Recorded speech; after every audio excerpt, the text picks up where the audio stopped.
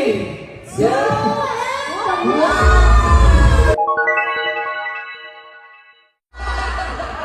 Away ba tayo?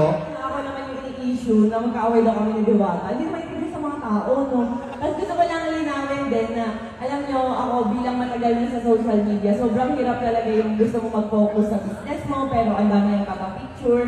Pero talagang kailangan namin momentate, di ba? Pero ayun, naiintindihan ko talaga si Diwata. 10, 9,